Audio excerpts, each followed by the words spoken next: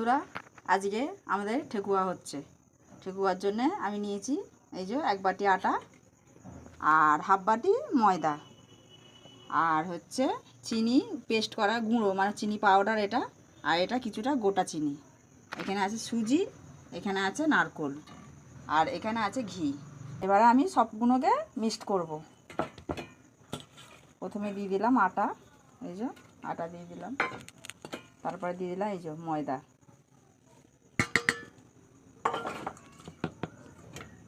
তারপরে দিচ্ছি সুজি, এই যে দেখুন এই যে সুজি,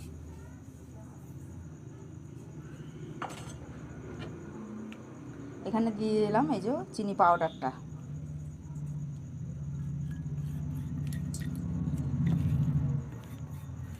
চিনি পাউডারটা দিয়ে দিলাম।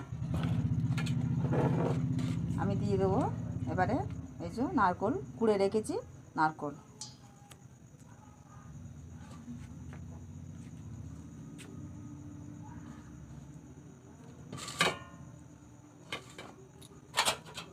এবার আমি দেব ঘি। ঘিয়ের পরিমাণটা একটু বেশি দিতে হবে, তবে মজা মজা খাস্তা হবে।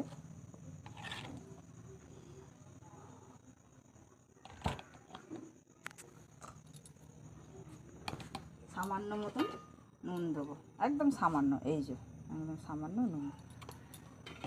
এটাকে আমি এবারে মিক্স করে নেব। এই যে এইভাবে মিক্স করতে হবে, দেখুন এইভাবে ভালো করে, যতক্ষণ না এভাব হয় ততক্ষণ এটাকে নিয়ে ভালো করে মেখে নেব।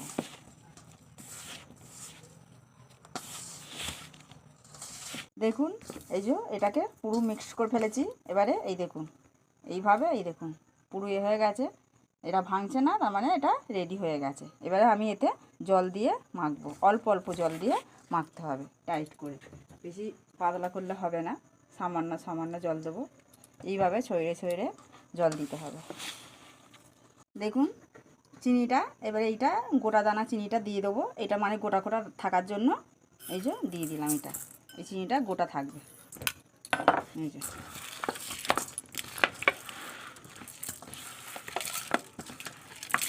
দেখুন আমার এই যে এইভাবে মাখা হয়ে গেছে। এই যে দেখুন কত সুন্দর হয়ে গেছে ডোটা, দেখুন এইভাবে এই যে ডোটাকে রেডি করে নিয়েছি। এবারে আমি দেখব এই যে এইভাবে